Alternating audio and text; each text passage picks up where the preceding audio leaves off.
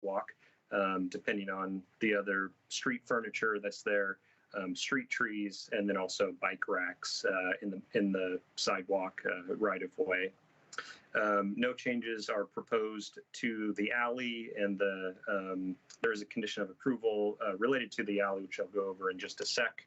And this is where the public comment comes in. So we had a public comment from Mr. Allred. He lives next door, so I'll go to this one again. He lives at this property here, immediately next door. He commented on the public alley not being required to be paved as part of the development project. And so a few main issues that he was highlighting. The alley is currently improved with gravel. It's used by Symposium Coffee and Andy's Auto Repair for their business operations. Symposium with the drive-through and just auto repair occurring in the alley. The main concern was that the alley was not being improved with asphalt, and that there could be, dust that's kicked up or decreased roadway condition with the increased vehicles from the development.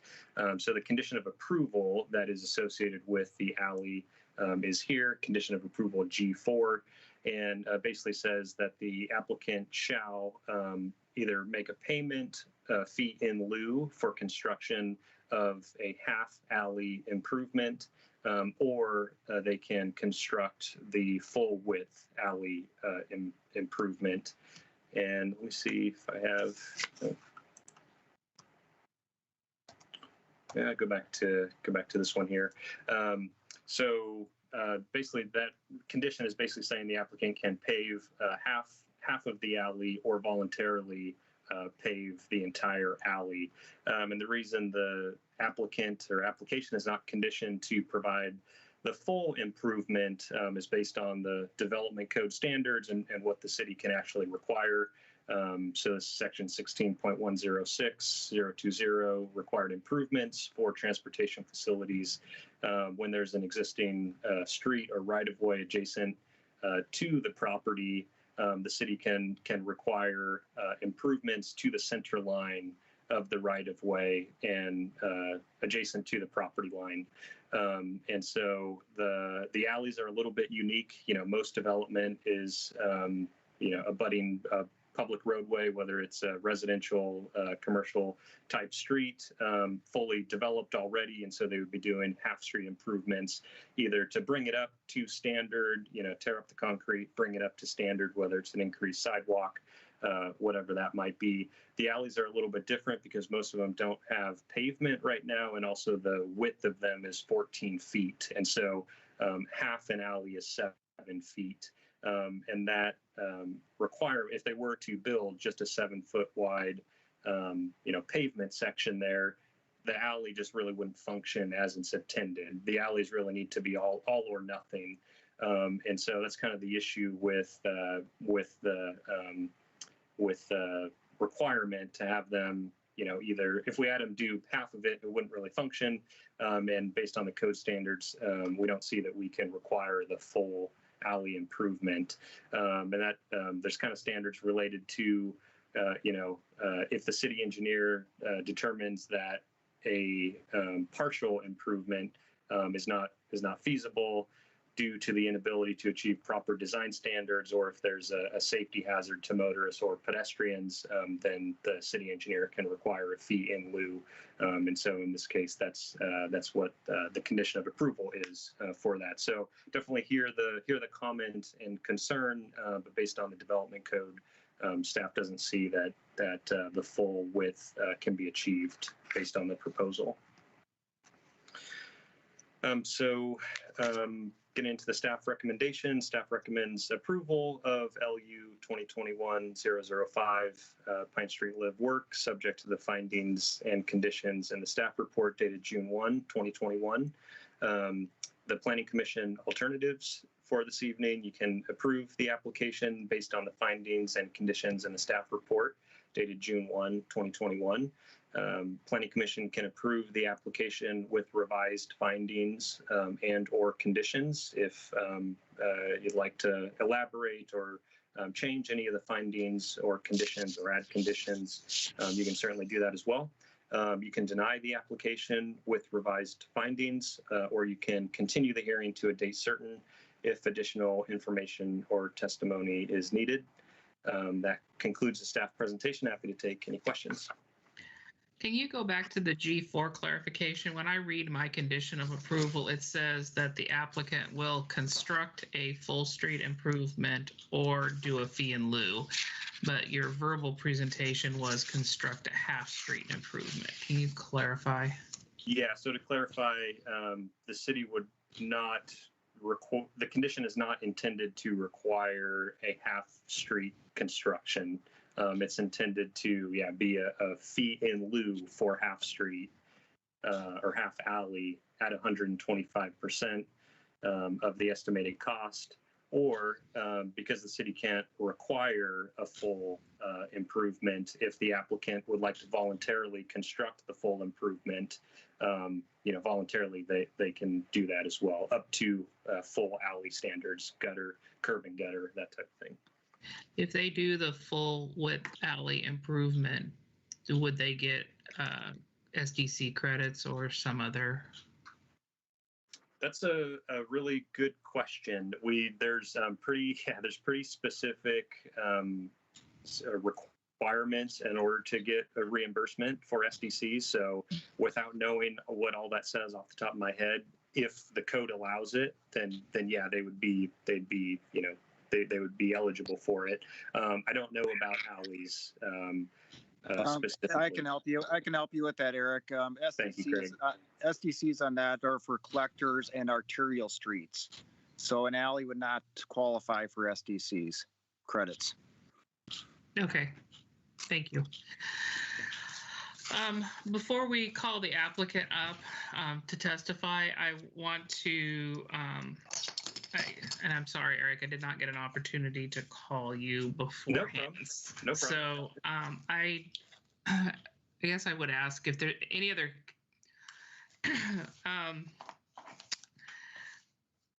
I believe that on page 106 of our packet, the commercial standard number 1 requires that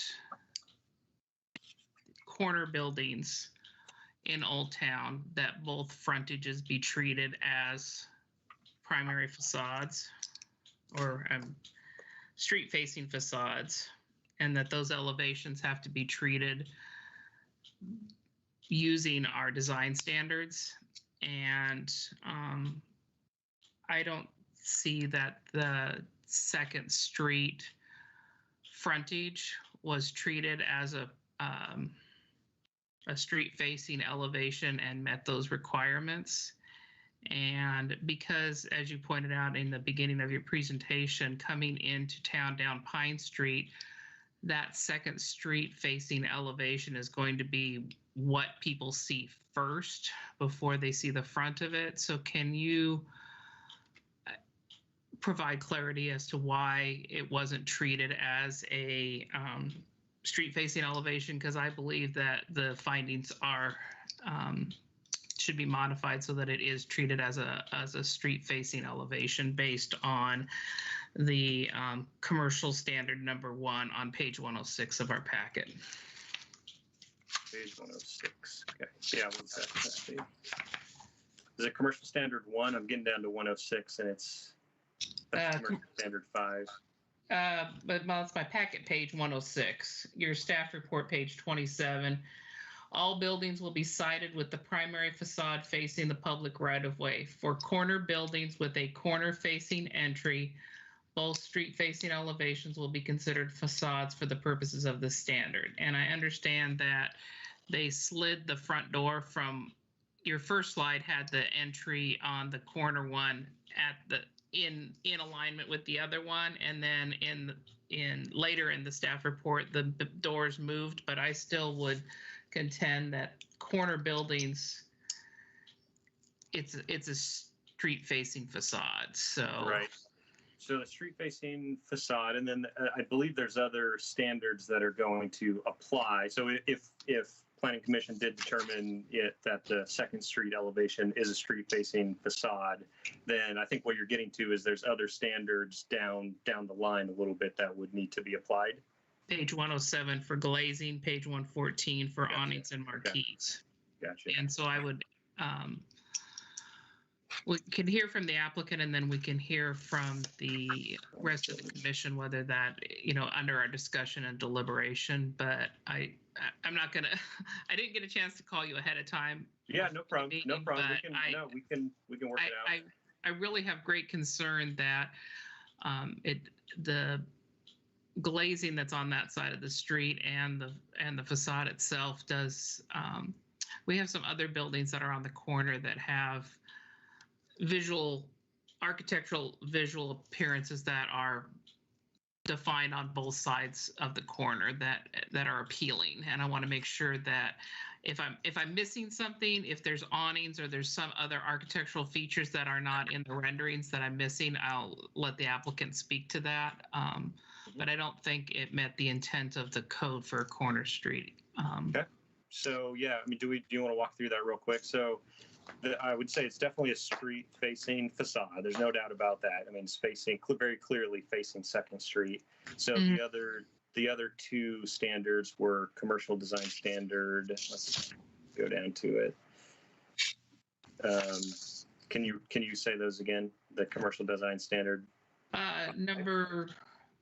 Where is it? Well, it's commercial standard number 2 openings, and they have the 75% glazing. And because it is a live work combination, I think there should be concessions so that we're not having the entire side of the building on a live work open, but in exchanging 75% glazing for awnings or some other visually appealing, I don't know, eye candy, better phrase than I can think of. And then 113 goes along with that. It's standard 9 awnings and marquees. Okay. There are awnings and marquees on the units 1, 3, and 5. And I would go back to the vertical. So let's see. Yeah, and and maybe the applicants can speak to it, but I would look at that and say that, oh, that is a, that's okay. It is,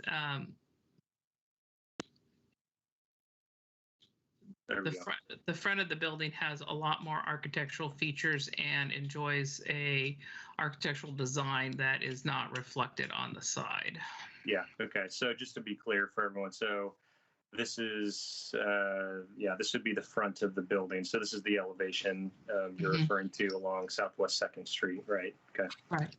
And I think 75, I don't know how much percentage that is, and I don't know if 75% is appropriate on the 2nd and 3rd floor, if there's awnings or something else that creates something aesthetically.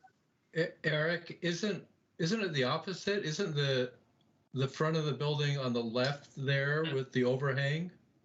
No, the overhang is in the alley. Yeah, the overhang is in the alley, correct, yeah. So this is this would be the Pine Street.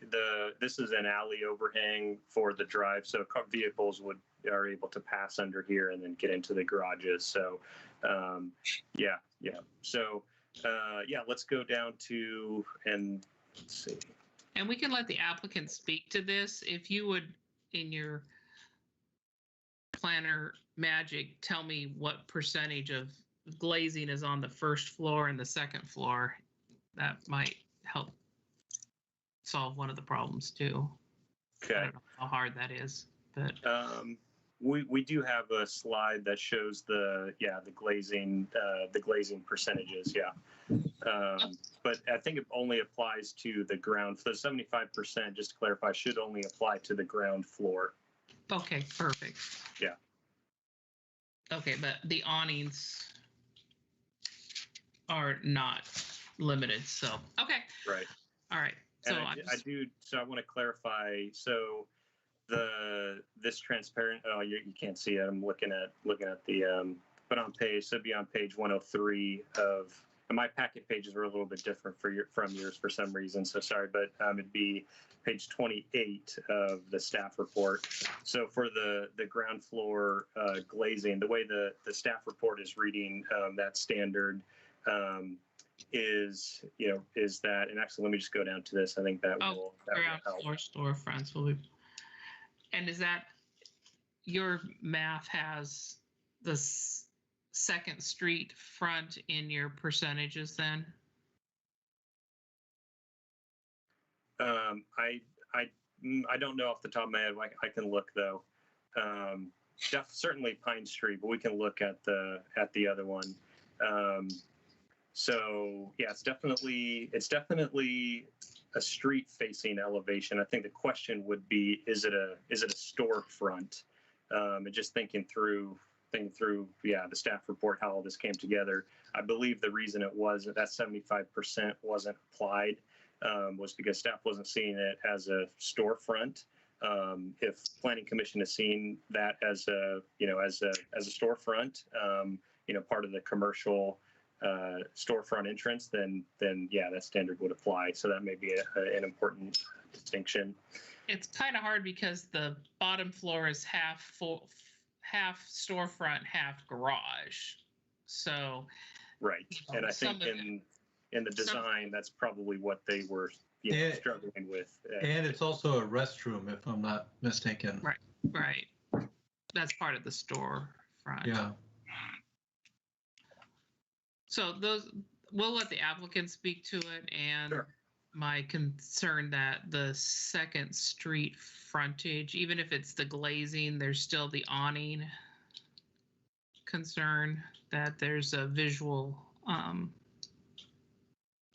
it's a corner and it's a corner that everybody's going to be driving towards as they enter town. So, right.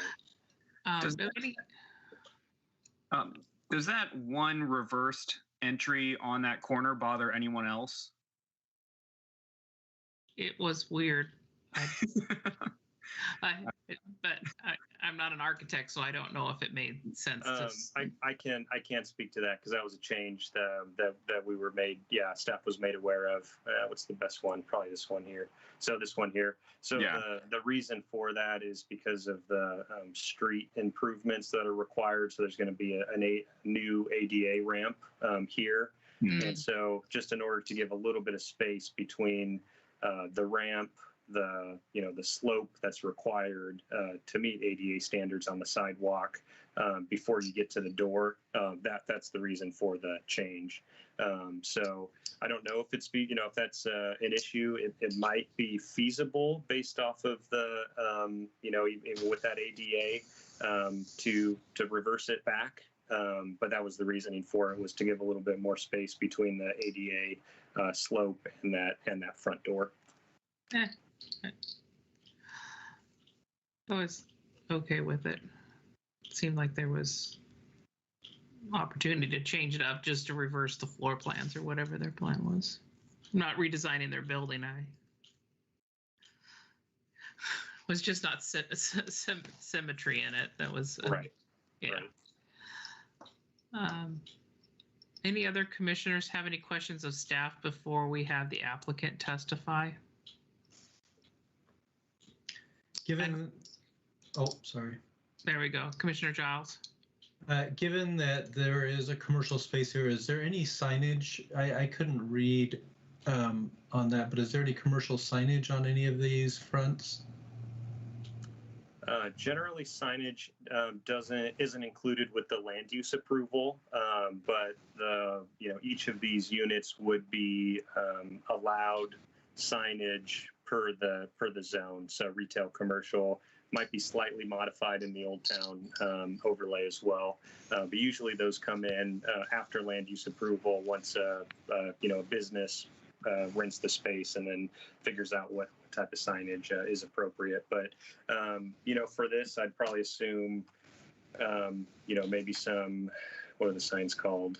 Kind of be attached. Okay. Yeah. Thank you. Yeah. Maybe window signs as well. Something that's appropriate for some of these smaller spaces. And is it the intent that these are occupied by somebody who owns a business and lives there, or are they different inhabitants? They're going to rent them out separately? Or?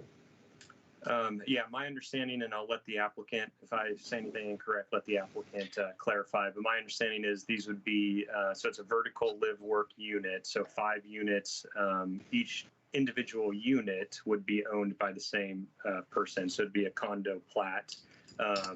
And one party would own the residential and the commercial portion below. So it could be a situation where you have the business owner operating their own business on the ground floor. I believe these spaces would also be suitable if they were to be leased out as part of a sublease with the owner living upstairs. I mean, I guess you could see a situation where it's owned by someone who doesn't live there. I think these are probably going to be people who actually live there and work. But in theory, it could be leased 2 different leases as well. So a lot of different options. But the entire vertical unit would be owned by the same individual.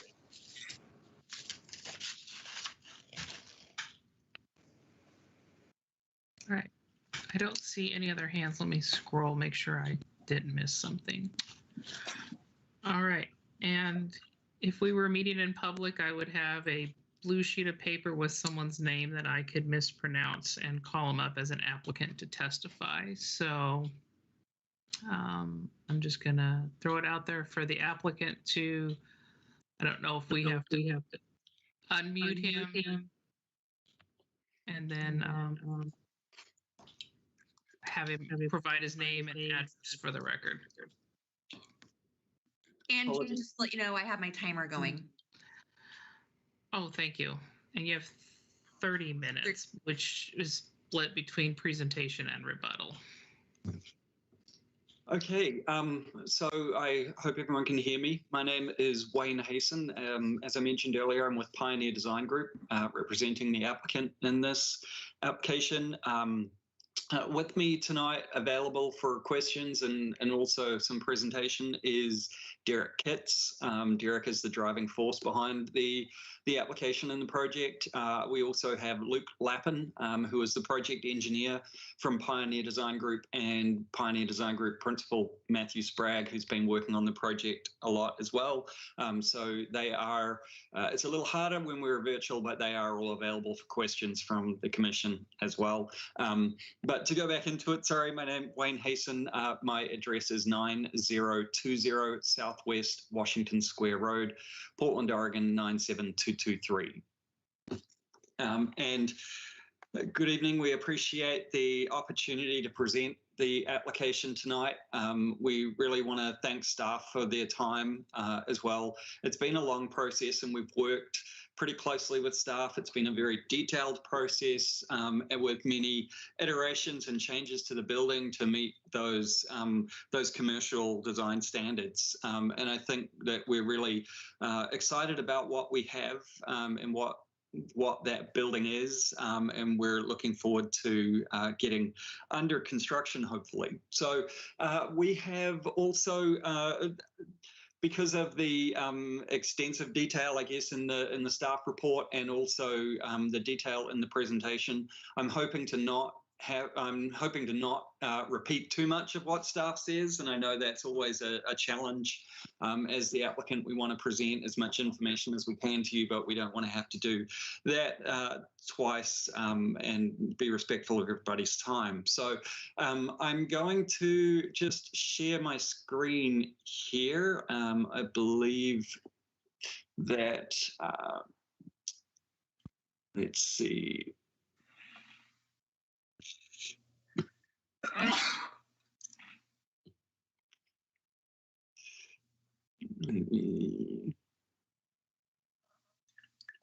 Well, I'm not sure what you can see at this point. Sorry. I see Pine Street mixed use. Okay, that's Planning Commission. That should be the one. Does that look better? There we go. Pioneer Design Group. Main slide. Okay. So as a as you know, the Pine Street Mixed Use Application, Land Use Application 2021-005 SP-LA. So just going over it again, I'm sure you're all aware where the site is. It's one of several vacant sites along Southwest Pine Street. As I said, we're excited to add some development to Pine Street and some vitality and action along that street frontage.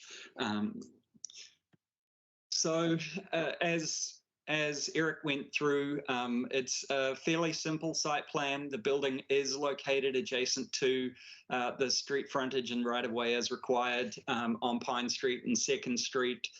We have the 5 units there accessing off the public alley from Southwest Pine Street.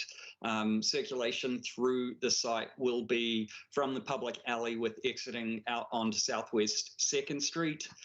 Some of that does dictate the location of garages, for example, where we really need that first garage on the first unit to be not immediately adjacent to the public alley to make it possible to enter and exit from that garage safely and conveniently. So that's one of the reasons for the location of that garage. This site plan, as you can see and as was identified, does show the access to the unit at the corner on 2nd Street and Pine Street, does show that access point on the corner or at that corner. The reason that was changed, as was mentioned, was in order to move that entryway away from the corner for ADA purposes.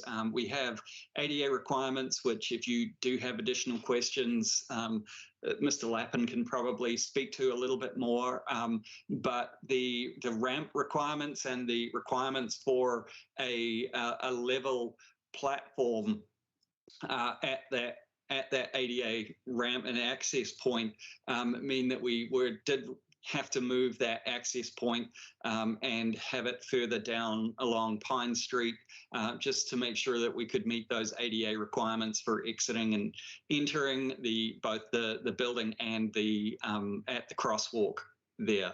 Then the difficulty with that is we also don't, it's not preferable to have the access onto the public alley, to have that public exiting out directly adjacent to the public alley, which it would be immediately adjoining the public alley. It's not desired approach to have that exit right at that point. So that's why we end up with the 4 that are, I guess, on the right-hand side of the building, and then the one at the corner, which is on the left, simply for ADA purposes and to ensure that entering and exiting from the units, whether it be the garages or from the pedestrian porch area to the access to the commercial area is able to be done safely.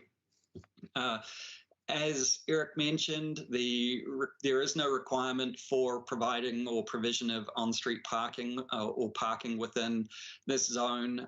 However, just for, I guess, convenience and for, we believe that parking is still an important item. We have shown there the availability of 3 on-street parking spaces. Those spaces, it looks like there's a lot more room, but there are also other things that need to be kept clear, such as fire hydrants and things like that, that mean that we have space along the front for 3 on-street parking spaces.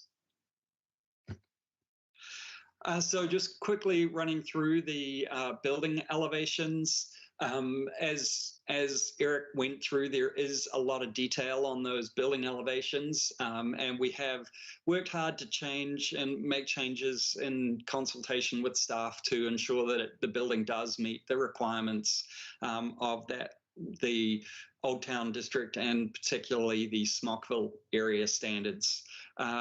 You can see that there is significant horizontal and vertical delineation and keeping that horizontal and vertical rhythm that the code requires, utilizing different building materials, color. We've got some differentiation with those awnings that are on the 3 units at the front.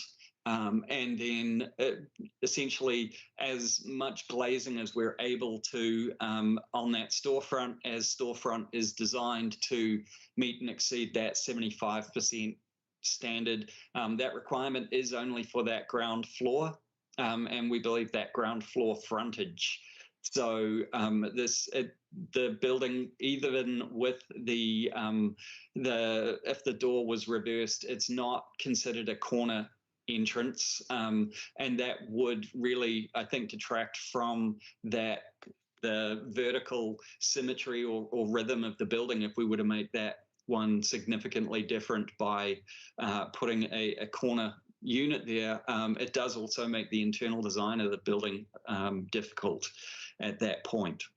In terms of the awning, I know there have been questions about that. Awnings are specifically not required in the zone, but we have included covered porchways, and then the awnings that are there above the second floor meet the pitch requirements of the district, with being 5 to 12. I'd also note that we are required to do the flat sloped roof, or the single sloped roof. We did have a little more detailing on there, but in terms of meeting the standards for the Smockville area, that single shed roof was required. What that's enabled us to do is to add windows into that front, into the upper floor, to create additional light into that space. I would also highlight that there is significant glazing on that second floor and third floor, and all of that glazing that's facing out onto Pine Street is into habitable spaces. So the glazing on the first floor, the first residential floor, is all into the living room. So that encourages that eyes on the street approach and interaction, I guess, casual interaction between pedestrians and residents. And then on the top floor, those windows are into the master bedroom, which again is the primary habitable space on that floor. On the rear of the building, as described, it is more modest in its design and construction as required. We do have the balconies on the rear as well, the covered balcony, as a way to provide some outdoor space for residents without detracting from the appearance of the front elevation. So I think that works in terms of providing the outdoor space, but also providing the design factors that the city is looking for on that Pine Street elevation. Just looking at the side building elevations, I have been scouring through my notes because I know that we did have long discussions with staff about the design of this side of the building, and it's not a storefront, so it doesn't require the 75% glazing. But we have worked to put as much glazing onto the building as we possibly can, given the interior layout with bathrooms, bedrooms, garage, that type of thing, that are required to be on those exterior walls and with windows where possible. So we've provided a different siding material on that building, on that second street frontage. We've provided the alleyway is not necessarily required to have it, but we've provided the belly bands there, and those windows are fully trimmed, and I think there is significantly more glazing there than what you see on many on the side of many buildings. In terms of just the horizontal rhythm on that as well, and the horizontal differentiation between the floors, which is aided by the change in building materials. We also have the overhang, which is at the rear of the building, but we also have that stone facade that wraps around onto the side of the building to define that corner. And also we have the edge treatments and edge definition with different trim along the edges to accentuate the edge of the building. And that would be painted with a different color as well to further accentuate that. So we do believe that we meet the requirements for a secondary elevation on Pine Street, with the primary facade and storefront being located adjacent to Pine Street. And so I'm just going through here, just looking at any of the questions that I can think of here. So I've talked about the ADA requirements that moved the entry, the awnings, and I guess just to address condition of approval G4 with the half street improvement in the alley, and we do concur with staff that the on-site portion of that alley is from Half Street back towards our property, and therefore we're not able to be conditioned to be compelled to make the improvement on both sides of Centerline for the alleyway. Having said that, I think it is our preference to have a nicely finished frontage along that side, and if possible, to pave that portion of the alley adjacent to the site. But if I don't have them here, I know that I believe they were on Eric's slides, but there are a lot of utilities that run up that alleyway, and it is, as mentioned, it is in a it's not built to city standards, and to do so we would be required to construct the full base. So excavation, rock, all of those things, it would basically be building from scratch that road. So we are concerned about the cost of doing the full improvement. Although having said that, as I mentioned, it would be our preference if it is possible that we would like to pave that surface. If it isn't within the realms of possibility, then we accept that condition for a fee in lieu for construction of the half street. We do agree that with staff findings that it is not possible to construct that half street safely, or sensibly, I guess, just with one wheel of the vehicle on the improved side and one wheel on the unimproved side. So we do think that the fee in lieu makes a lot of sense in terms of the city and a, I guess, longer term approach, and being able to ensure that the eventual improvement of that alley to city standards. So those were the portions that I really wanted to highlight, but we do have, as I mentioned, Derek Kitts, who is the driving force behind the application, and he did want to say a few words just in terms of the background for the site and the motivation for some of the design and how he sees the development coming together. So I'll throw it over to Derek. Thanks, Wayne. Can everybody hear me okay? Yes, we can hear you. I'm going to apologize in advance. I'm hiding out in my bedroom. I got kids downstairs. I've already threatened them with their life. I don't know if it's going to work or not. So I apologize if they come storming in here. But yeah, I just wanted to give a little bit of a background, on this project. When I came to Sherwood and moved here with my family, this piece of land was for sale and had been for sale for quite some time. And as somebody pointed out on that door, I don't know who mentioned that door being offset earlier. I had the same response to that vacant lot just sitting there in the middle of town. And I'm like, what's going on with this? That would be a great spot to do ABC, X, Y, Z. And I had all these ideas.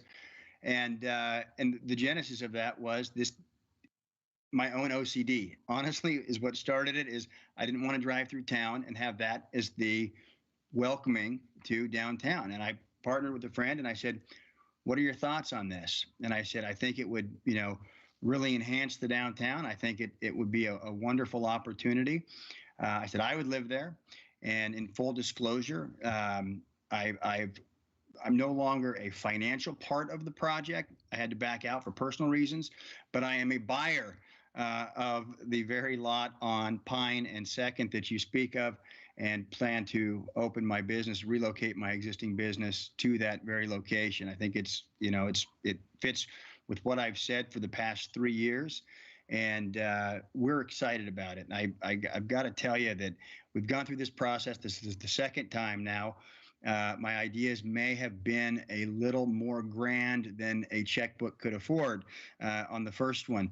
But I will say that both iterations and both of these processes that we've gone through have been really great.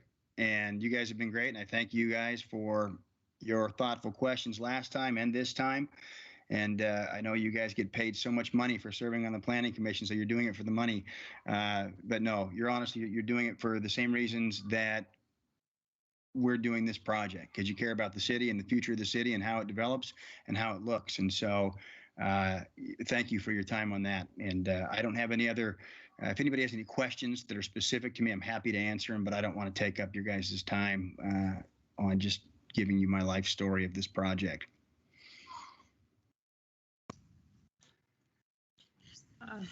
I don't know if any commissioners have any questions. Do you have more to your presentation before we open it up to all questions? It looks like we have Matthew Sprague down there who's joined as part of the applicants group. Okay. I believe he was going to say a few words.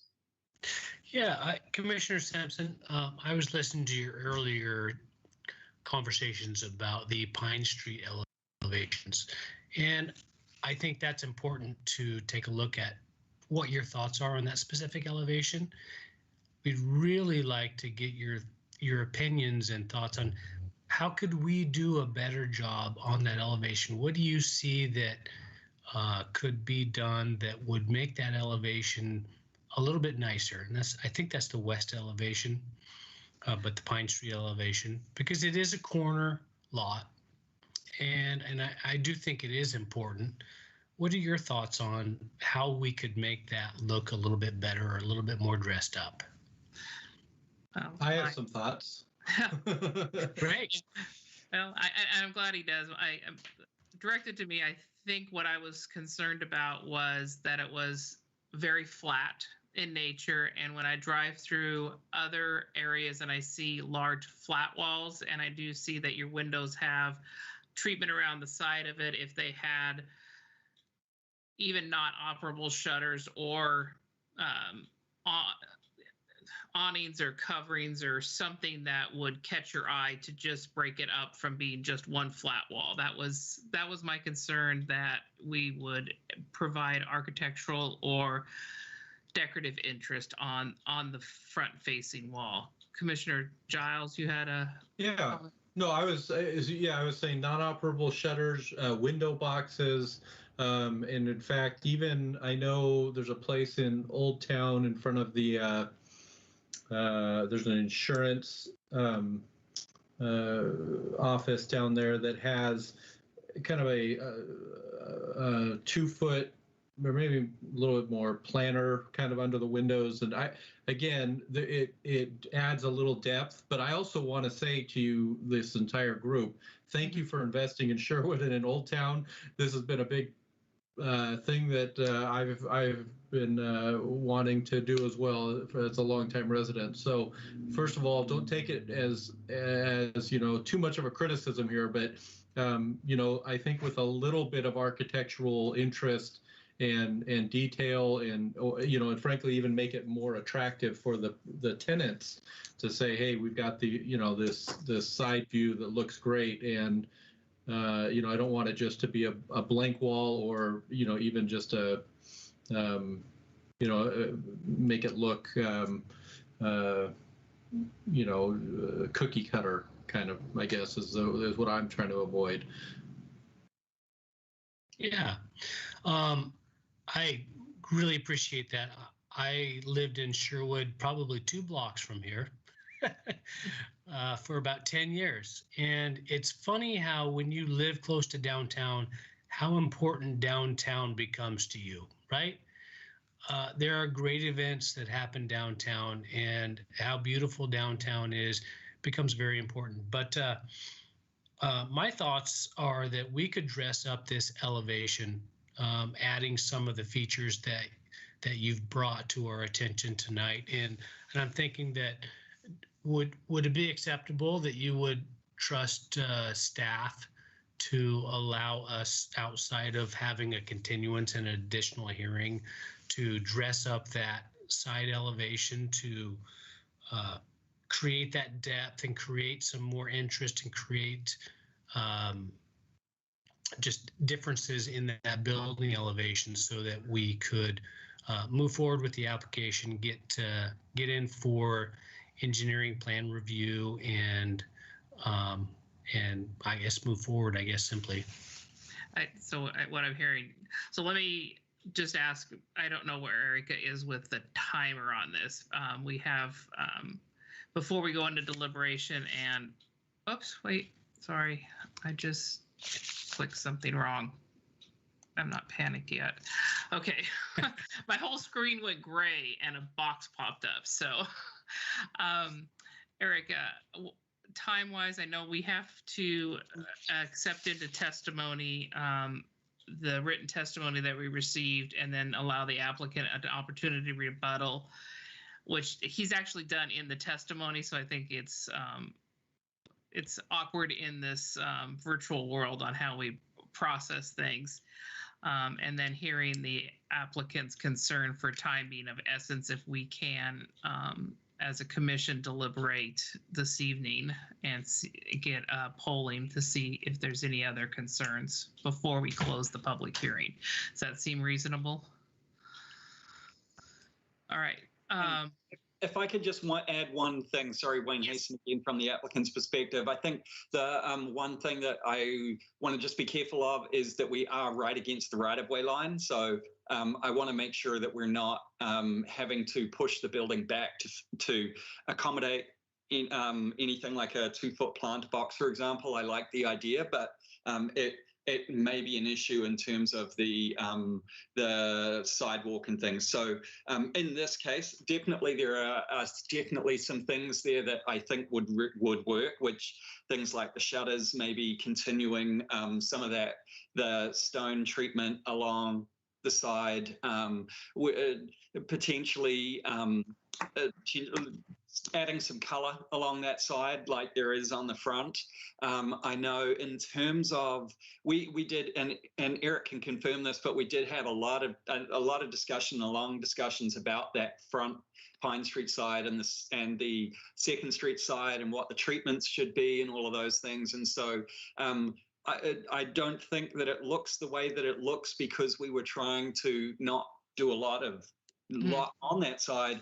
We were trying to respect the secondary element of that and the language that says those secondary facades should be a little bit plainer. So certainly, I don't think it per the code that it needs the same treatment from glazing and things as the Pine Street facade does. But if the Planning Commission would like to see more articulation on that side, then certainly that's something that we can do. And we appreciate the suggestions. I think they're really good suggestions with things like shutters. And yeah, as I mentioned, we could do things with color and additional materials there just to create additional interest within the footprint that we have to work with. So, Commissioner Niles, can I just chime in there real quick?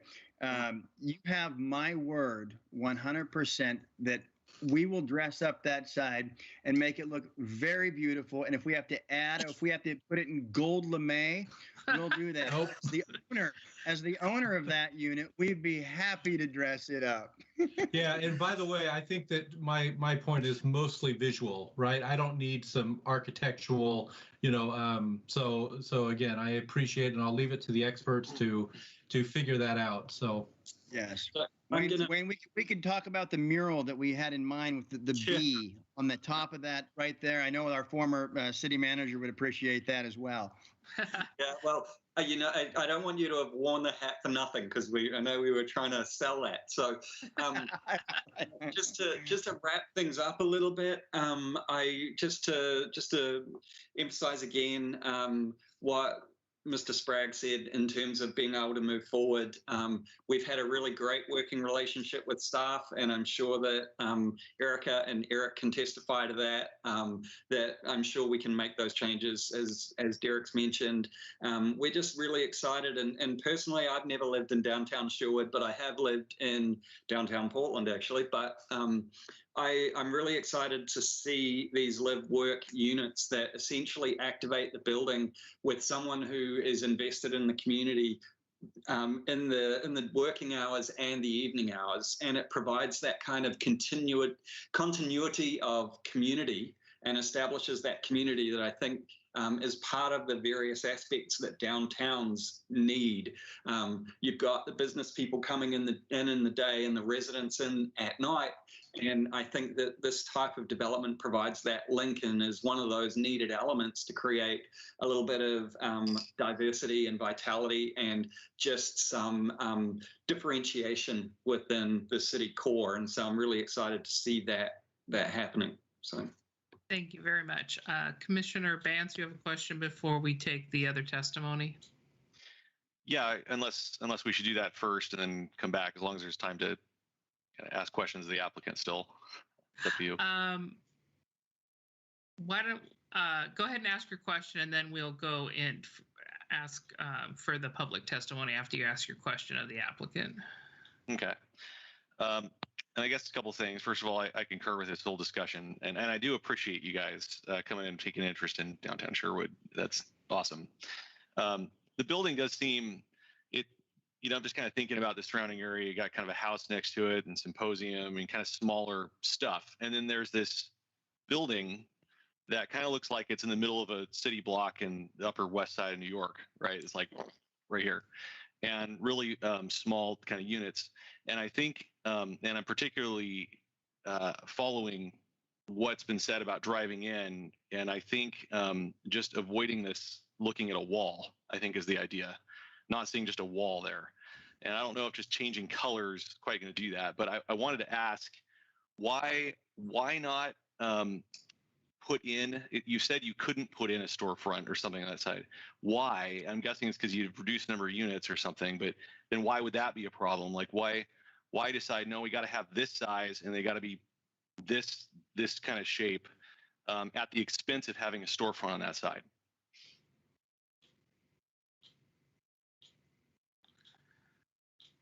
Sorry, I'm just looking for my looking for my mute button. And so I think a lot of it has to do with there's a couple of different things. One's the internal layout of the building. We have stairway on one side. We have the garage on one side. We have the because ultimately at the end of the day they are live work units rather than just a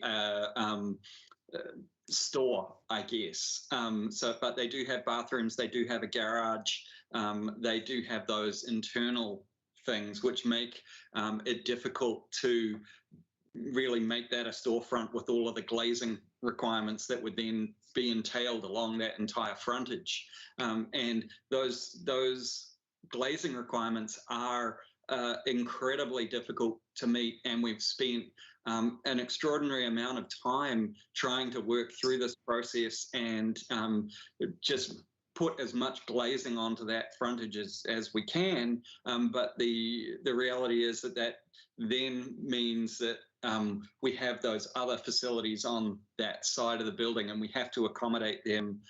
We have to accommodate them somewhere, and so it also, in terms of that building, there is, as we said, there's a symmetry that's required from the code in terms of that the vertical bays and things that I don't think that creating that difference on that end unit would meet those requirements or fit within that requirement. And certainly one of the elements that I think adds to this a little bit is with the original design, we did have a pitched roof. So we did have that, which in effect lowers the roof of the building and kind of provides a little bit more detailing on that side as well.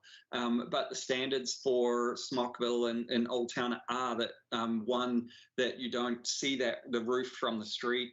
And one of the requirements there was that single sloped roof, which then pushes that front piece up along Pine Street, but it also creates a larger wall on 2nd Street.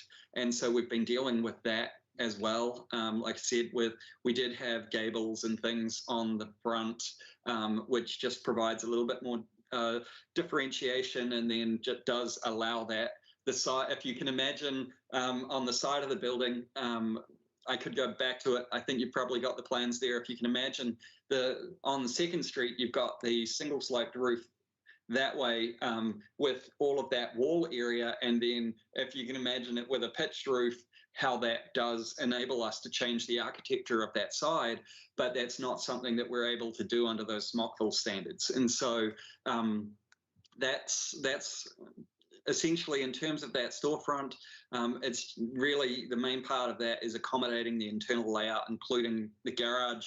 If we switch the garage to the other side, then we've got to put the stairway somewhere.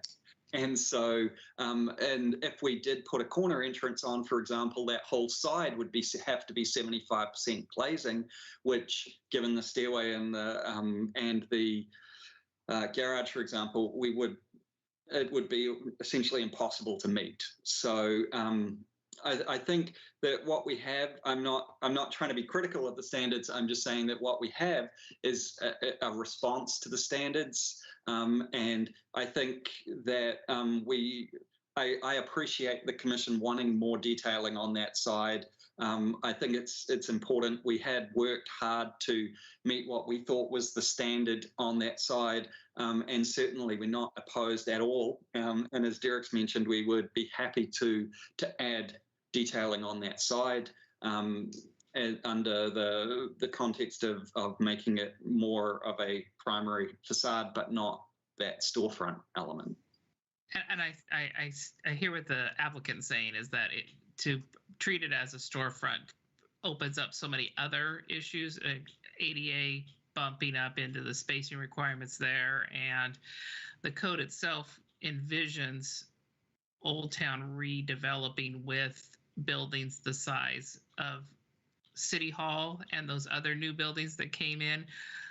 When City Hall was built, there were people coming in saying that building was too tall. It was going to look out of place. The other newer buildings that are on Railroad Street, those are too tall or they're not going to fit. And now we're all used to them. So I hear Commissioner Band's concern that, it looks unusual because it's 40 feet, 3 stories next to, I think the Symposium's probably close to 35 feet tall anyway. It's just the house behind it's shorter, but it's going to have an opportunity to be up to 40 feet tall. So it's a hard place to be when you're, and again, it was harder when the library and the City Hall and the first other develops came in and people were looking at the size of the buildings and now seeing that they are envisioning enough synergy within the Old Town so that it can start priming its own pump and becoming an Old Town redevelopment, so that there's live, work, and activity day and night for people to be able to enjoy Old Town. And I think I can speak for Derek that we would hope that a development like this would encourage activity and success of businesses like Symposium Coffee. So, and also just to mention that at the rear of the building, there is the residence there, and that is the side with the lower roof, line. So hopefully that does make the building less visually, imposing, I guess, to that residential side, with that larger scale side on Pine Street, which is really what's envisaged by the code requirements. And I'm very thankful you were considerate enough to consider parking, because I know Old Town having no parking standards has been challenging at different times. So, Commissioner Vance, did you have? I agree. Yeah. Yeah. Did you have that? Thank you. Yeah. Did you have another? Yeah, just the size of the units and all that. I'm just kind of curious what types of business, and maybe Derek, you can speak to this if you're planning on moving there. What types of businesses you foresee in these kind of small shop sort of environments? Which profitable ones, I hope. I'll be moving my law office there.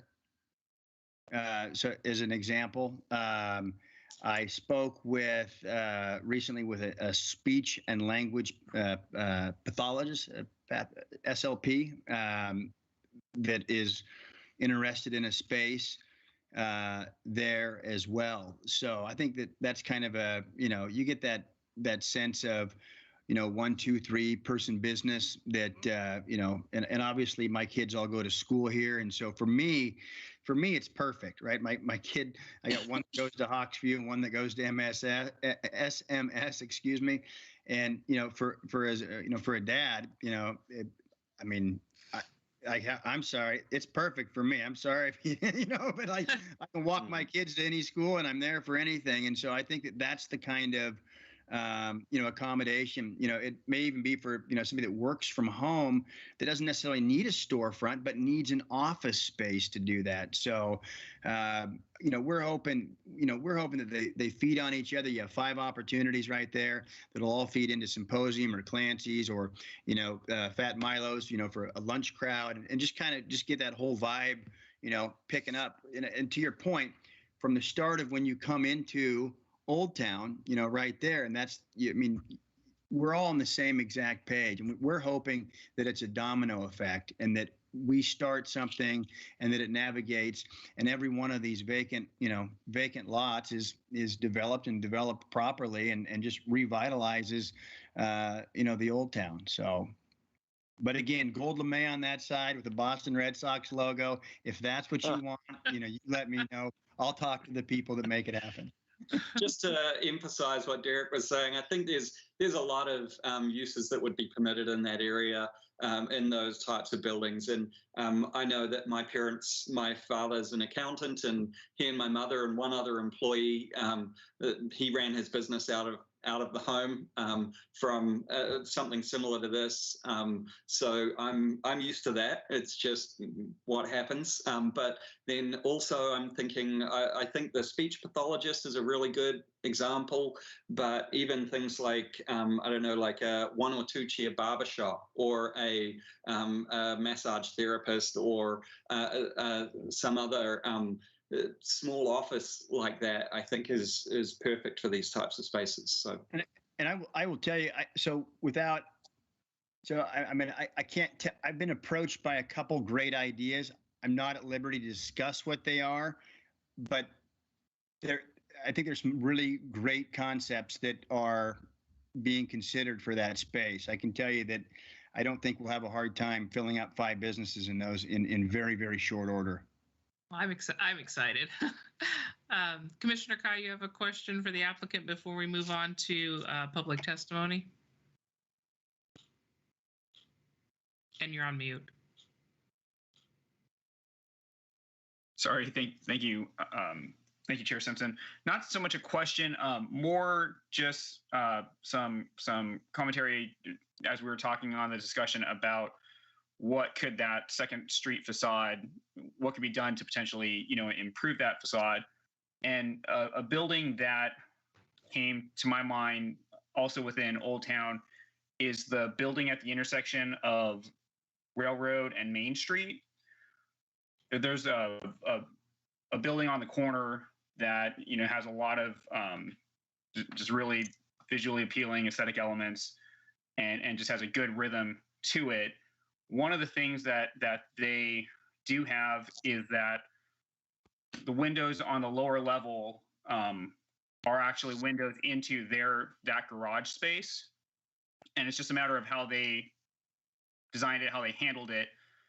It's the logistics of having a window into garage space generally aren't ideal, but the way that they did it made it still appealing from an outside appearance.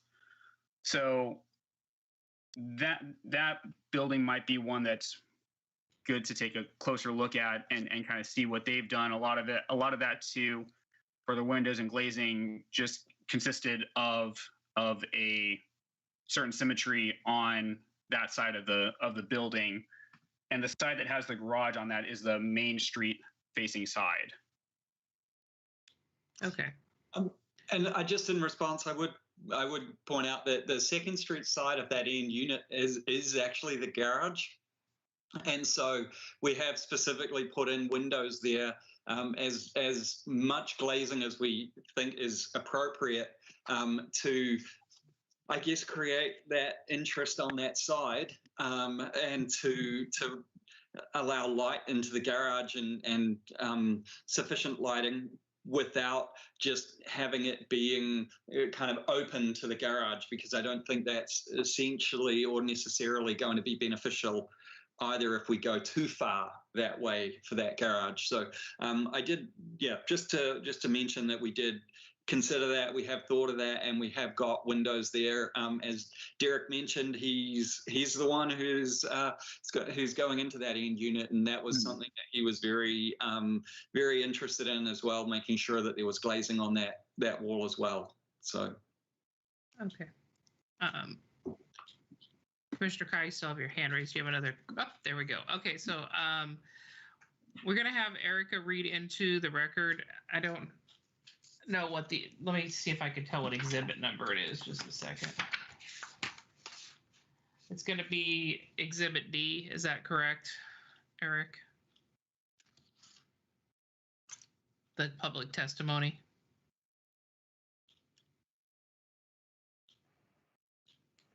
Sorry, was that a question for me?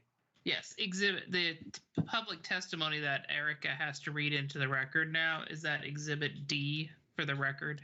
Yeah, if we're going based off of the staff report exhibits, then it would be D as in dog 1. Yep. Okay. So Delta 1. Okay. Delta 1. Yep. Delta 1. Okay. So we have an public testimony. Erica, you have that to read in, or Eric, who's reading into the record? Eric, do you have a copy of it? I do. Yep. Okay, great. Okay. Yep. So we'll read the first 4 minutes into the record. Yep. Should be quick. So here we go. Hi, Eric. I'm writing. Do I need to say the name and address? Is it on the bottom of the letter? Yeah, it's convenient. So this is from Tim Aldred, 16044 Southwest 2nd Street. Hi, Eric. I'm writing about the project that is going to happen next to my property at 16044 Southwest 2nd Street. I am the owner. I'm wondering why the alley is not improved with asphalt, as various alleyways have already been improved in the city like this, with possible 5 cars going in and out of the driveway on a daily basis. The gravel road is going to be torn up and is going to kick up more dust all over the place. The coffee shop is using the alleyway as a drive-through window now, and Andy's Automotive is using it as a work bay that makes the alley unsurpassable.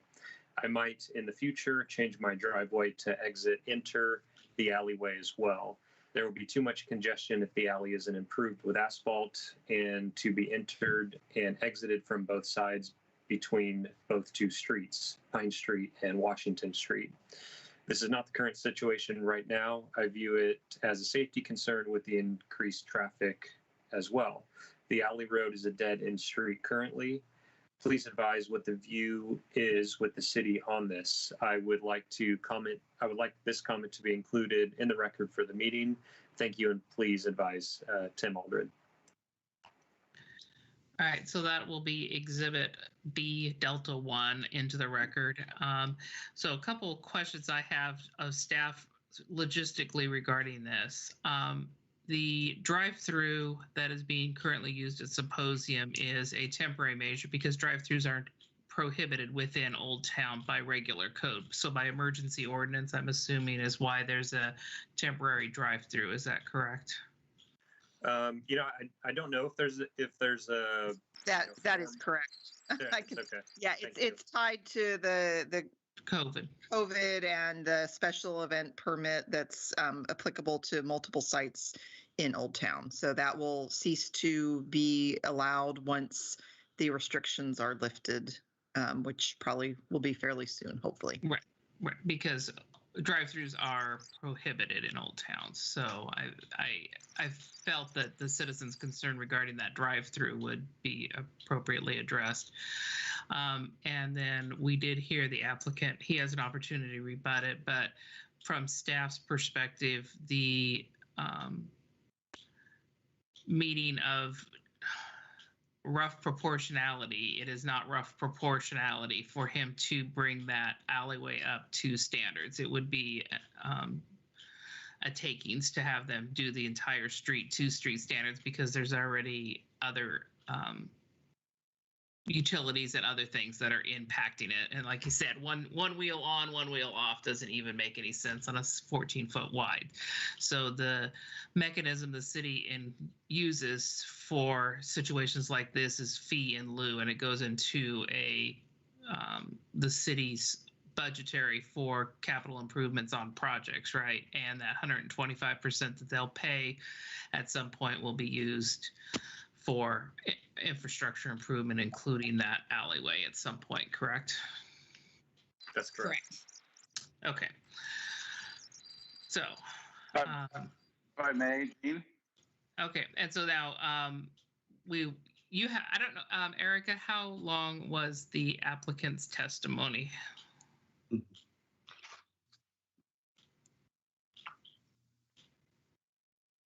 You're muted if you're. Oh, I'm so sorry. According to my timer here, they have 7 minutes and 42 seconds. Okay, so that's your opportunity for rebuttal, but I do understand that you guys provided a clear explanation in your opening statement because you were given this ahead of time. But if you had any other closing comments, you have that time left for your rebuttal. Okay, and I don't think we have a lot that we need to address. Matt or Derek may jump in, but one thing that I would say in response, I think we have covered most things with that alley. And as I mentioned, if it is going to be something that's feasible, then I think our interest is in also paving that portion of the alley adjacent to the frontage. And we do appreciate staff leaving that option open with a minimum contribution of the 125% for the half street improvement. So I think that the commission can be somewhat satisfied that at minimum we would be paying 125% of the cost of improving our frontage, in addition to the Second Street frontage and the Pine Street frontage. I did also want to mention that the site is designed for it to be one way. So in terms of saying it's 5 units with the cars all coming to that unit, just remembering that it's one way, so vehicles will be entering that way but not exiting from the alley. And as per the plan and the striping plan, they're proposed to exit onto Second Street. So I think that somewhat cuts that concern in half from as it's presented, because vehicles, like I said, entering on the alley and exiting on Second, so it's half of what you would expect from average daily trips going onto a street. So with that, I think the last thing that I would address, other than saying thanks everybody for their time, I know it's getting late on a Wednesday night and we want to wrap this up. So I don't think we have anything further other than we would like the opportunity to keep keep things moving along. We would like the ability to work with staff through that final review process to accentuate that side on Second Street without the need for a continuance. And I guess in deliberations, I guess just in comments, it sounds like the commission is okay with us moving forward in that way. If you would like to see additional treatment on that side, then a continuance or open record period would be appropriate, I think. But our preference definitely is to work with staff to add the necessary elements on Second Street, if that is agreeable to the commission. So before I close the public comment period, I would ask, as we go into deliberation, first that the applicant accepts all the existing conditions of approval as the staff put them out. Yes. And you do. Okay. And then a reasonable expectation would be, based on the discussion we've had previously, is taking under deliberation the ability for us to make findings that with slight decorative architectural enhancements, that staff can proceed with the general condition based on that finding, that they would be able to put into, I don't know which number is correct number to put in for, but staff review of what the commission determines under deliberations would be an appropriate approval under the findings, so that it would there wouldn't be a second hearing on this, so we could proceed with a staff level decision on the direction of the commission after our deliberations and vote this evening. Before I close, are there any questions or comments by the applicant before I close it? And then this is Matt Sprague again. I think staff has probably heard very clearly what the commission has been saying, and will do a very good job in making sure that those, oh, my dog's about to bark, that those needs are met in terms of, see, I told you, hold on. We've had cats and dogs, and I don't know what's next. So. She's human averse. She has to be near me. Anyway, obviously, it's clear that the commission is not asking for a glass wall. And that staff has heard the commission, and that we can work with staff to ensure that we dress up that side to create a little bit more visual appeal on that. And I think also just to chime in to make sure that it remains consistent with the Pine Street frontage as well. So excellent. Cognizant of that too. That's perfect. The elevation that was done on Pine Street is very appealing, and I think if we add some of that to what's on Second Street or enhance Second Street, I think there would be less concern about the Second Street elevation. And I am very excited, and I think the work that you've done with this so far has been I'm excited. I'm excited to see what happens. Like you said, I hope this is the beginning of the domino effect to get other redevelopment and other really live work synergy in Old Town to revitalize it like we've envisioned for years. So thank you very much. And before I close, I don't see any other hands raised for commissioners having questions of the applicant before we go to deliberation. Hearing none, then I'm going to go ahead and close the public hearing, and we will move into deliberation. So I obviously raised the question about the Second Street elevation, and I would move that the commission direct staff to craft a finding that incorporates our discussion this evening to enhance the Second Street elevation to not to the level that it's a storefront 75%, but that enhances it so it's not a straight flat like wall, and that I would see those features being on the 2nd and 3rd Street, and the first floor has already quite a bit of glazing. So I would move for those changes before we vote to approve the application, if someone would like to second that. I'll second it. All right. It's been moved and seconded that we direct staff to put forth findings and conditions of approval that after this hearing would incorporate our deliberations and intent for this. Is there any further discussion on the motion? Not a wall. No wall. No wall. All right. Yeah. I'll take a view. Yeah. All right. I'll take a vote on the motion. Vice Chair Kai. Gene, before I vote, I'm just curious, would it be more succinct for us to say something that the 2nd Street facade is brought into more consistency with the Pine Street facade? I don't know. I'm just looking for a bit more visual improvement, right? I'm not looking for them to redo that whole facade so that it looks more like the Pine Street. And I'm not trying to say that. I'm just saying if they take more of the elements of what they did on Pine Street and apply it to the 2nd Street facade, are we as a commission looking for anything more than that, or just trying to bring it up to just a higher level, being that it is a street facing facade? Yeah, I feel like we want to leave it open to staff and the professionals to just say,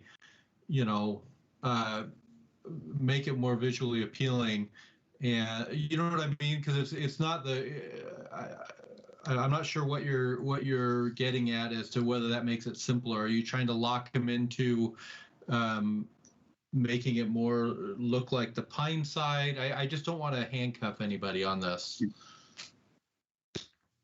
I don't think there's any intent like that, and at the same time, I don't see how, like, if they did something wildly different than the Pine side, then obviously that would be inconsistent with the structure as a whole. I'm just trying to. Okay. I mean, if we just as a commission just need to vote on the motion as it's stated, that's fine. I was just trying to think of just a more succinct. I was probably trying to bail me out because I wasn't very succinct in my motion, and I usually rely on the applicant, or the staff, to make me sound smarter in the findings and the general conditions. I can take a jab at it. I think Erica probably has something in her back pocket too, but I think we've heard loud and clear that the intent is to provide additional architectural detail on that 2nd Street elevation that's consistent with the Pine Street elevation. So I think that's great. Oh, see how much smarter I sound when he says it? So I wish my motion sounded smart like that the first time. I had worked out some tentative language for the revised analysis and tentative condition, if you want me to read that out loud. If you feel like wordsmithing on the fly, I'm okay with that.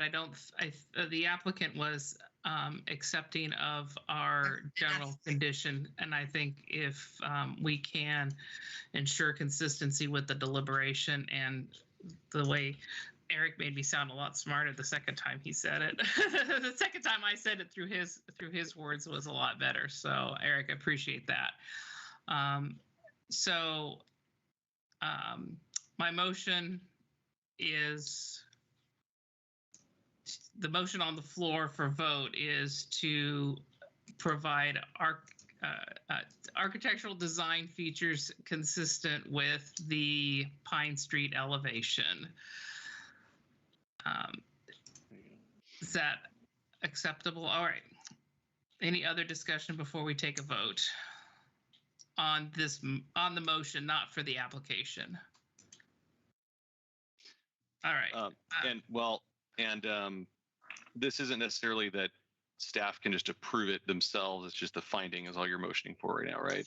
We're motioning for the staff. They're going to make a finding that is in agreement with our deliberation, and that will drive a condition of approval that will, like we have existing conditions of approval. They'll just add one more that says there'll be a design element added.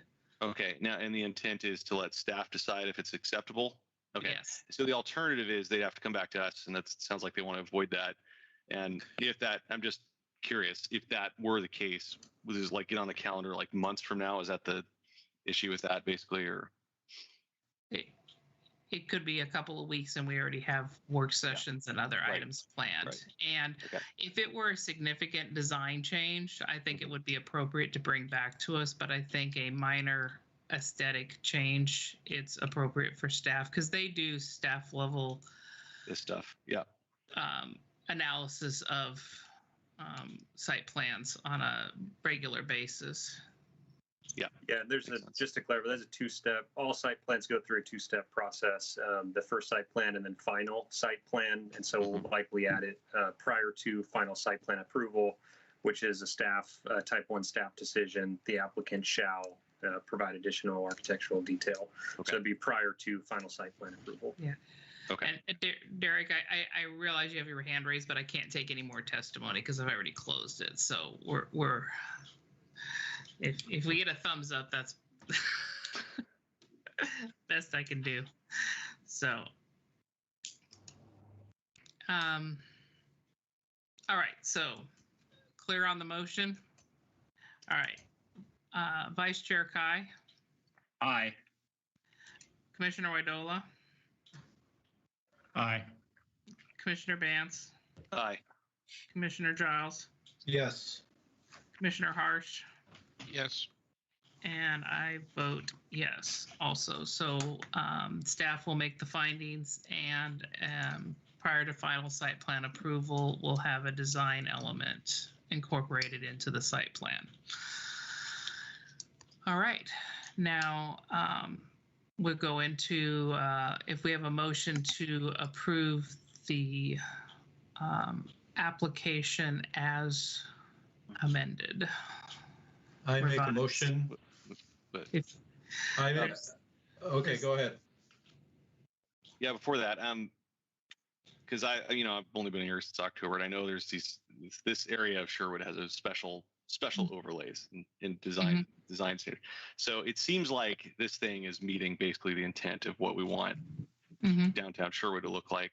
And so when I was commenting earlier about symposium and other places, the idea is eventually kind of redevelopment into this kind of thing overall for down there, which is why it seems kind of weird in that one spot maybe, but overall it's going to head that direction. Are there other kind of live work? I'm just trying to remember. It's been a while since I've been noodling around down there. Live work stuff already, or is this kind of the first foray into that? We do, if I can take that one, we do have a, what is the name there? There's another, it's a townhome development that does have very similar vertical live work units. It's at they're called the Oregon Street Townhomes. So right next to this, I believe it's the Springs Care Facility where the roundabout is on Oregon Street as you're coming in from Tualatin Sherwood Road. There's townhomes there that do have the vertical live work. Okay. There's also quite a few buildings that have retail on the bottom and then residential above. You wouldn't know the names of the buildings if I said them because they're dated. But so kind of kitty corner from Clancy's, and then at Railroad and what is that, Main? Main, yeah. Main. Those are both. So it's not quite the same design concept, but mixed use where you've got residential above commercial. Yep. All right. Yep. And my only other thought was just congestion, but I guess that's just part of it. And I'm really glad for the extra parking spaces. That's huge. That's a big deal. That street right there is just really, when people drive through Old Town, that's the street they're on. So adding a bunch of shops there, that kind of hit me, but having the 3 spaces there will help. And that these units have their own garages. So I think that's probably mitigated, unless other people have thoughts on that as well.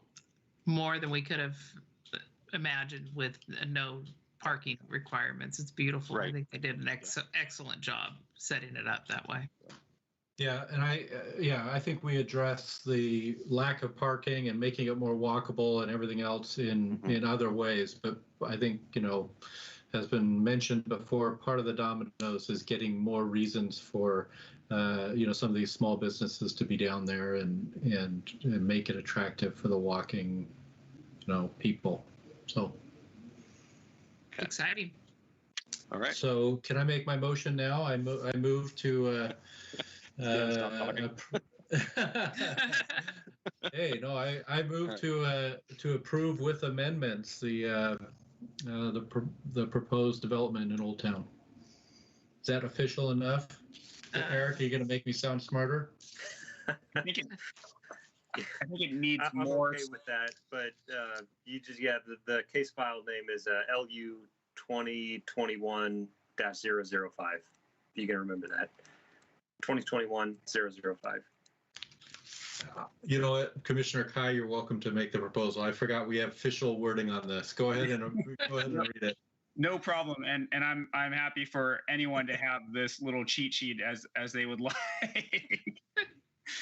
I move the Sherwood Planning Commission approve the application for public hearing case file LU 2020-005 SPLA Pine Street Live Work based on the applicant testimony, public testimony received, and the analysis, findings and conditions in the staff report with the additional modifications presented in this hearing. I second the motion. Can I do that without an official script? Okay, there we go. All right. And the agenda has 2020 in there. It's 2021-005. No. So, all right. It's been moved and seconded that we approve LU 2021-005 SPLA Pine Street Live Work. Any further discussion? I see no hands raised. I will take a roll call vote. Vice Chair Kai? Aye. Commissioner Widola? Aye. Commissioner Vance? Aye. Commissioner Giles? Yes. Commissioner Harsh? Aye. And Commissioner Simpson? Aye. The motion is approved, and thank you very much to the applicant and staff for the hard work that they've done on this. And now that we've closed and approved it, you can unmute and say thank you to our staff, and much appreciated. So Thanks everybody. guys. Appreciate it. Thank you very much. Yeah. and thank you to the applicant. Much appreciate the interest in Old Town. Hey, I have a question that is not official, but is there a place where, how are these people approaching you to rent these places? So we, back in the day, on the original concept, we started a Facebook page, and people have been reaching out through Facebook and obviously just word of mouth. It's not a huge town. And right now, as you know, there's not a lot of supply. So Yeah. word seems to travel, really quickly. So we're excited. Great. Well, I think that's congratulations. Thank Yep. you. All right. Next item is new business. Oops. Multifamily housing in commercial zones. Does anybody need to take a break, or can we buzz through these last couple of items? Oops. Oh, there we go.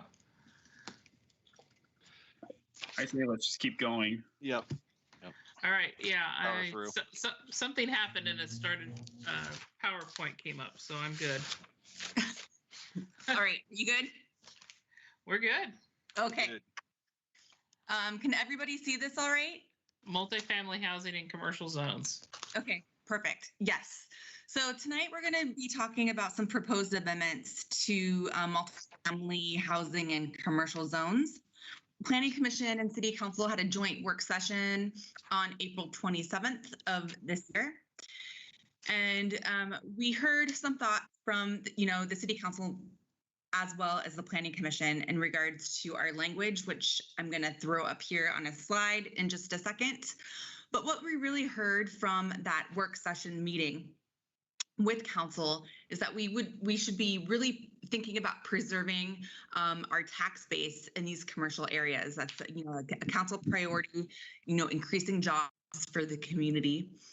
The language that is in our current code is pretty vague and problematic. The language needs to be more clear and objective. We should be looking at allowing vertical mixed use opportunities outright. And not necessarily allow for horizontal mixed use sites within commercial zones, because that could eat up more of the commercially viable land in that area. There was some discussion about limiting the number of stairwells outside of developments, and then making reference that the HDR standards provide the maximum density in these commercial zones as well. So with that, this is what our current code language states. So, and we have, we've kind of gone around this code numerous times on different applications and how we are interpreting it. So multifamily housing is subject to the dimensional requirements of the high density residential zone in 16.12.30 when located on the upper floors, in the rear of, or otherwise clearly secondary to commercial buildings. And then we have that footnote of what is considered clearly secondary to commercial buildings. So in your packet in the memo, I know that this proposed code language here looks a little bit different than what's in the memo, but it is all the same thing. We just made it more clear in the slide for you. So we have some proposed code language tonight that would state multifamily housing is subject to all of the following. And this is in all of our commercial zones. So multifamily housing would need to go through the site plan review process. And that site plan review process is really you have two options. You have our commercial matrix for our commercial zones, or you have the secondary discretionary process where they would, come to Planning Commission. The maximum density limits would be that of the high density residential zone. The dimensional standards of the commercial zone would apply. If a structure is within 100 feet of a residential zone, the height limits of the HDR zone would apply. Multifamily housing is permitted on one or more of the upper floors of the building when a non-residential use is permitted and the underlying zone is located on the ground floor. So again, that's creating that vertical mixed use.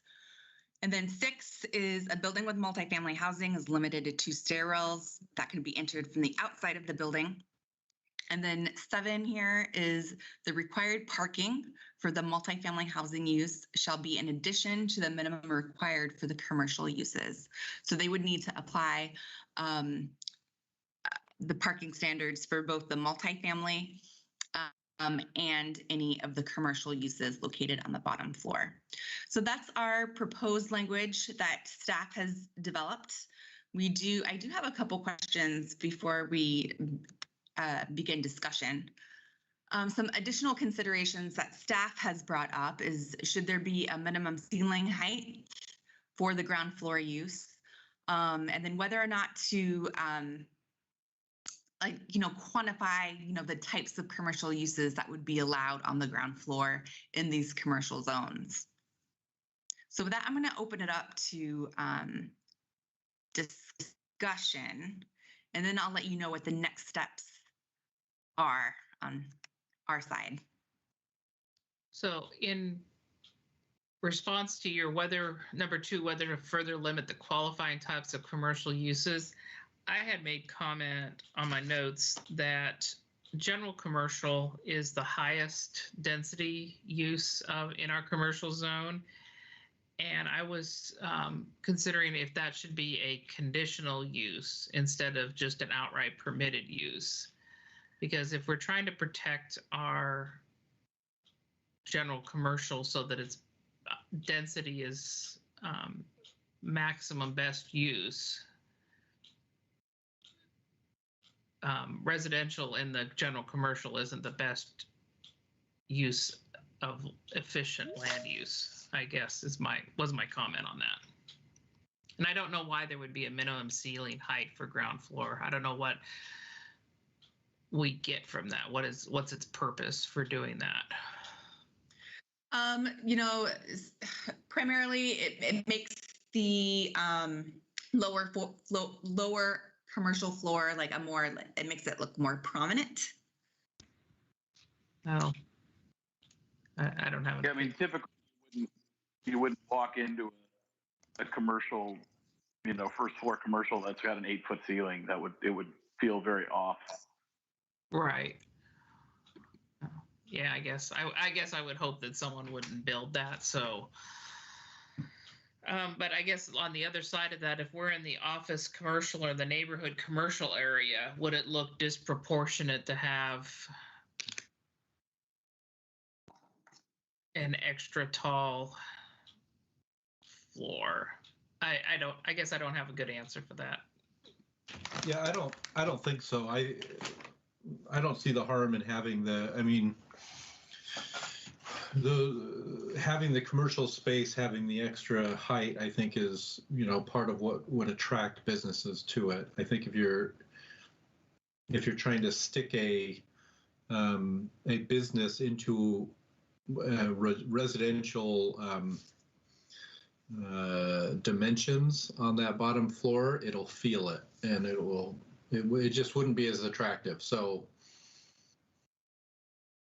I agree with you. I hope nobody would build it, but isn't that why we're doing the code? There you go. But there is a minimum height requirement. Yeah. Yeah. What's the rest of the commission's take on minimum height requirement on the first floor? Like show of hands, everybody that wants. Are you thinking a minimum of 10 feet? Yes. Okay. Somewhere between, it could be somewhere between, 10 and 12.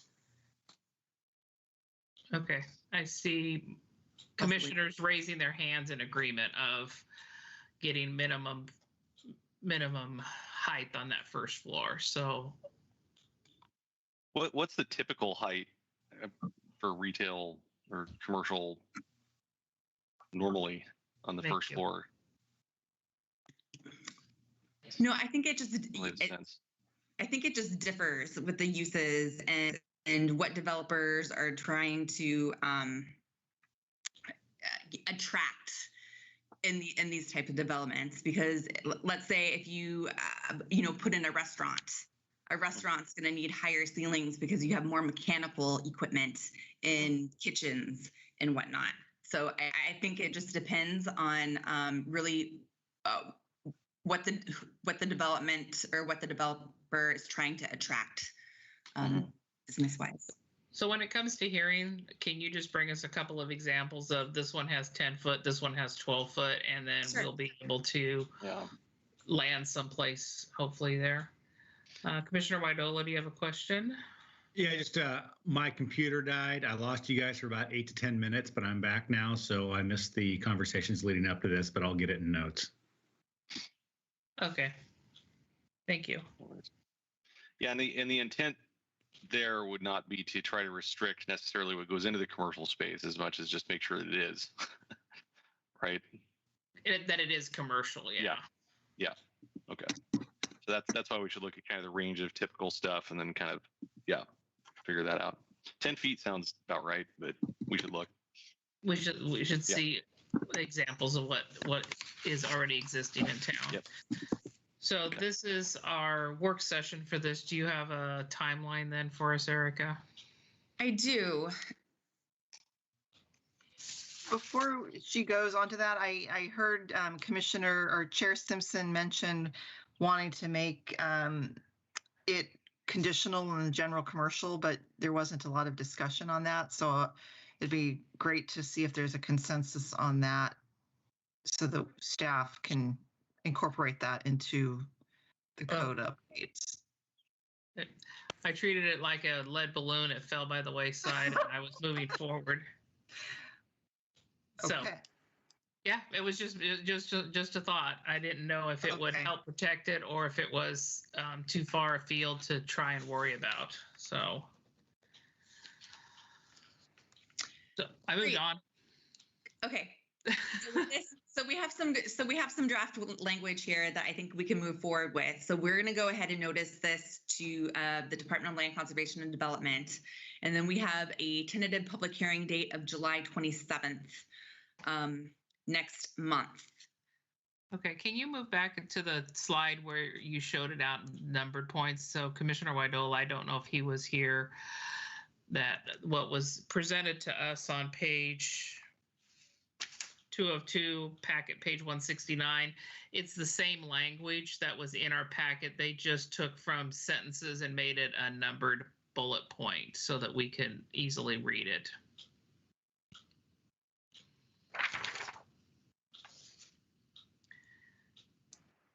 All right. Okay, clear. Thank you.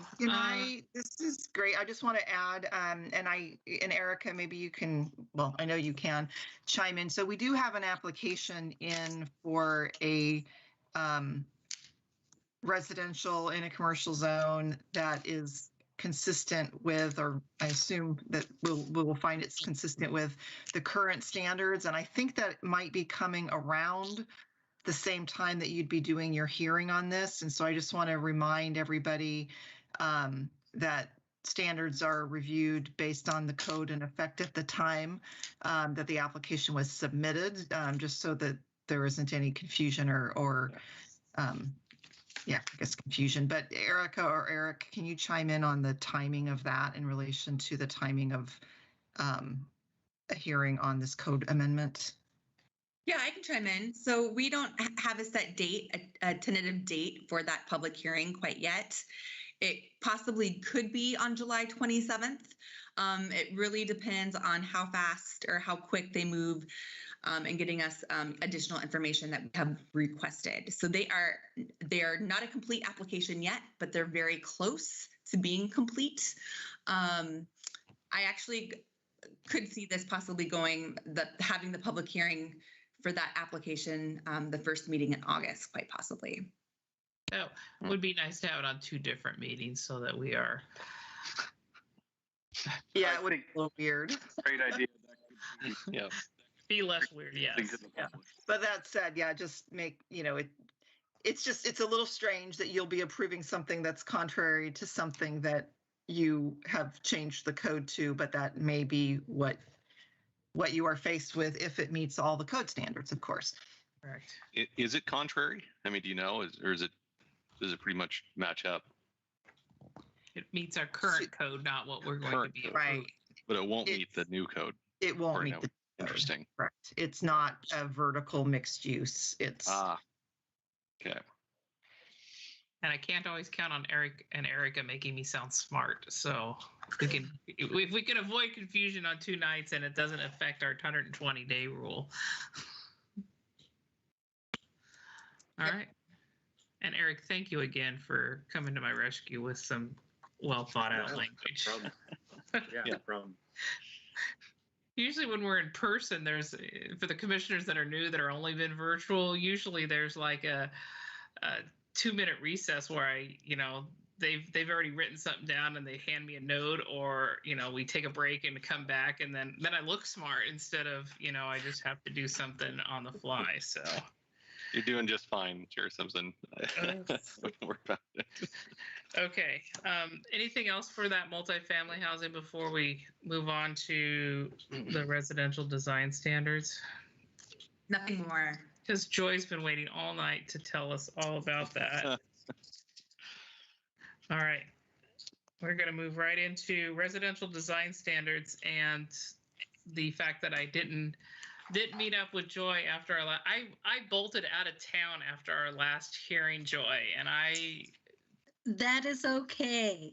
But if you could see, I have all my notes flagged. All right. So that I could call you with the edits that I had. Awesome.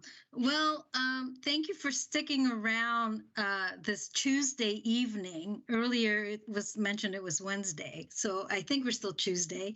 So the update that I have is I created a spreadsheet that identified the code sections and the amendments that we were discussing in our last planning commission, and the discussion items that you guys have identified, and also what the next steps are and what staff is planning on completing.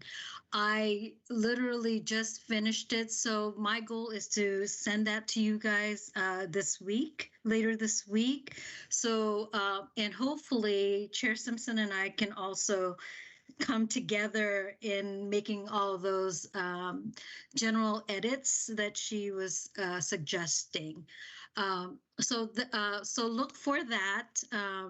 And we won't go into details tonight in regards to what specific edits there are. But I do want to let you know we're taking everything that you guys have suggested and bringing it forward, and have discussed it with our consultant staff, and they're tweaking like very specific, like the design elements that you guys have asked about. Are there some that could be grouped? Are there some that could be more permanent? So they're reviewing that and will provide us hopefully draft language fairly soon, because their contract would end the end of the month. So, but again, this is still a working document that our goal is for the residential design elements to be adopted by the end of this year. And then the housing choices, again, won't be until the second half, which would be sometime between January and April. I also wanted to give you guys an update that there was a Senate Bill 458 that was recently approved, and it basically allows land division to separate dwelling units for new middle housing allowances in the cities. I have not personally reviewed all the details in regards to that particular bill, but I do know that it will be implemented since the governor has just recently signed it, and that the local jurisdiction has until June 30th of 2022 for us to also update our subdivision standards that's consistent to that. So more to come tied to that as staff looks at how it would impact our code tied to land divisions and implementing middle housing. And Joy, if I can just chime in on that, just so you know, we worked with our lobby firm in Salem, and commented on that. My understanding is it was going to pass. We basically provided comments to try to get it as good as we were going to get it. So it is problematic, 100%, but it is as good as local jurisdictions were going to be able to get it. So we'll have to work through that once we see the final version. But I can tell you it is way better than it was when it was originally drafted, because it was not very workable at that time. So we can definitely send you guys a copy of the Senate bill enrolled so that you guys can have the language. It's about 6 pages, so it's definitely readable, but it does impact our subdivision standards. So I just found it on OLIS. There it is. So it says again that we have to allow subdivisions at the size of middle housing. So each cottage cluster, each cottage would be on its own lot. I don't have the specific details, just the title of the bill basically is relating to land division for residential development. And it says allows land division to separate dwelling units for middle housing allowances in cities. And then it says applies to divisions permitted on or after July 1, 2022. And then it says prohibits homeowners, associations, or restrictive covenants from forbidding partition. Delays applicability of limits on private middle housing restrictions. Yeah, so we'll definitely send out with so that you guys can have the enrolled language. That is something that staff will be. It's not within the scope of our current contract with OTAC, so it will be staff, Eric and I, and probably Eric will assist in regards to making those tweaks to our subdivision. Just as a heads up for you guys. So so you said, I thought this was the residential design standards, are they not coming to hearing here within the next couple of months? Yeah, the residential design standards are, we're projecting that we're going to have hearings, I believe in August, and ultimately adopting them through city council by November. Okay. Okay. So we have some time, because one of the other key elements too is we were hoping to get an in-person open house that was supposed to be around the same time as the Robin Hood Festival, which of course has been postponed until September. But if everything works out, we might not even need appointments. We might just have open houses like a Thursday evening and a Saturday morning for the community. All right. Subject to change within every 24-hour period of time. Yeah, so let's hope. So yeah, that's the only updates I have for you. And so I'm going to be in front of you again, the next planning commission. So the goal is I'm going to get this documents out to you for you guys to review. And if you have questions, feel free to send them to me, or we can definitely discuss them at the next work session. Okay, excellent. Thank you. And you can email me and remind me to set a time for us to get together. So yes, for sure. All right, thank you. All right. Planning Commissioner announcements. Are there any other announcements from any of the commissioners? No. All right. Well, I will be out of town the next meeting on the 23rd, but I will try to join, but I will be in Hawaii, so that might be hard. It's going to be a tough one, isn't it? What's our next agenda? What's on our agenda for next meeting? So our next meeting, we have a work session scheduled for the comprehensive plan and our residential design standards. So just 2 work sessions? Correct. Okay, so Commissioner Giles can do homework before he goes and look at blocks 4 through 6 in your spare time and see if there's any edits that you want to send our way. Will do. Not that you have to do that, but that'll be a big one. And I was kind of excited to see that we had kind of a flavor of design standards in our application tonight, so that as a commission you can see that they're not always perfect, and even when you have best intentions, things don't work out the way you think they're going to. So as we go through the rest of our residential design standards, we can kind of look at that and go, did that work well?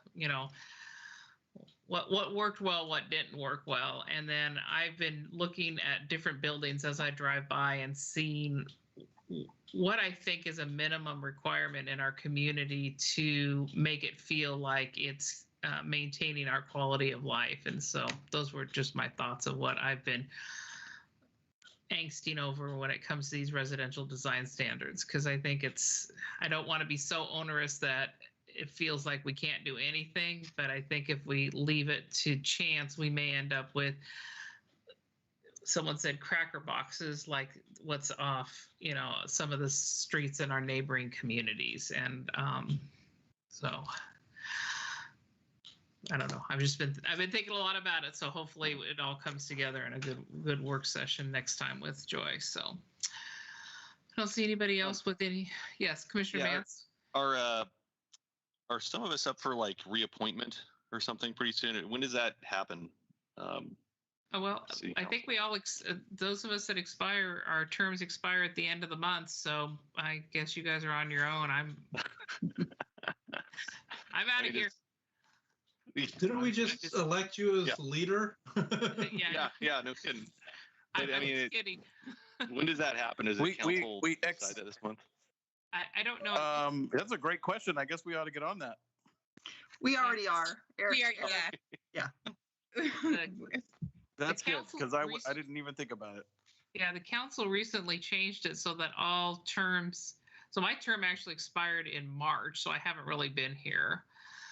I think you got extended through the resolution or whatever. Right. Yeah, through the resolution, they all got extended through June 30th. But I think we have to be reappointed. So thank you, Commissioner Vance, for noting that. So you can't get out. You're coming back for another round. I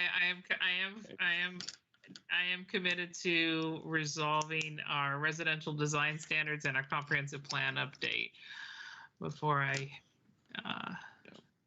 feel like Councilor Scott is saying there's a Sherwood Planning Commission mafia.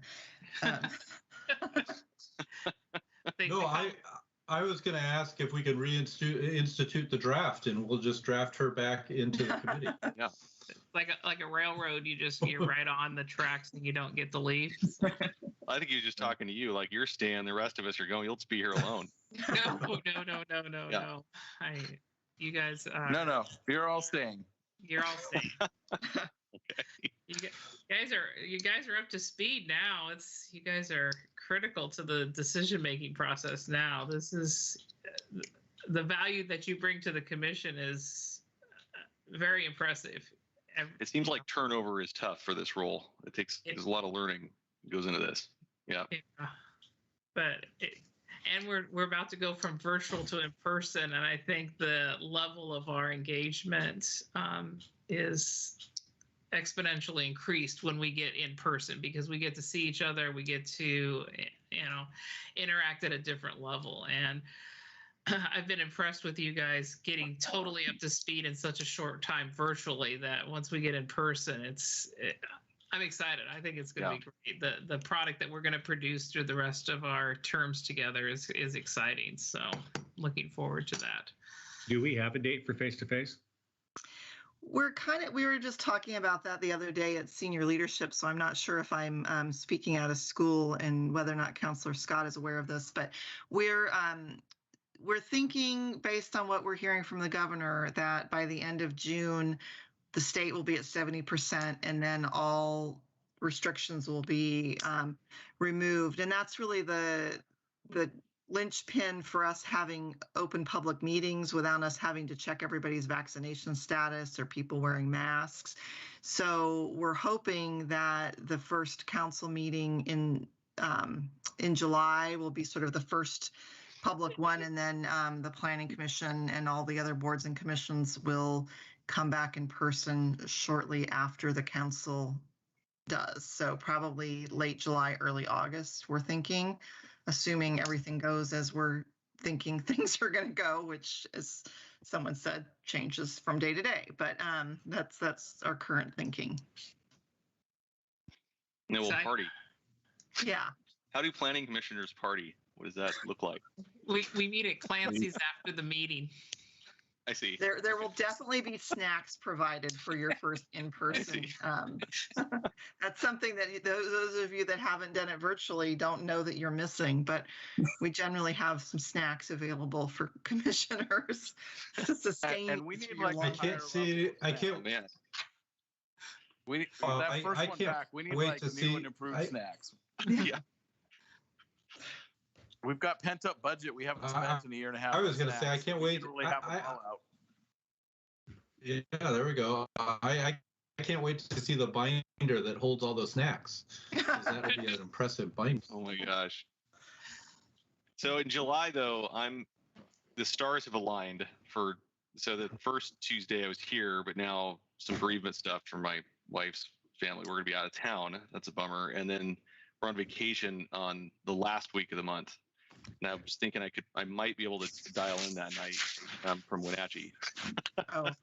But I don't know. So I might miss if it's that night. If that's the first in person, I might not be here for that one.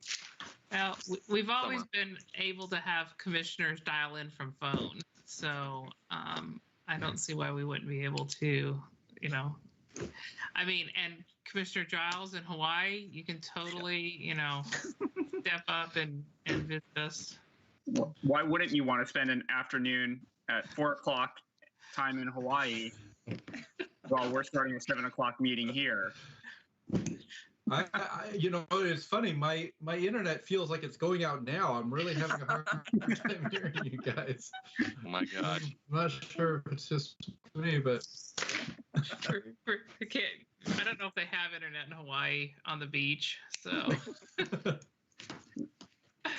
all right. If there's no other announcements, Gene. So now knowing that potential timeline, we're going to be gone for most of the summer because we're doing a little bit more work on our house.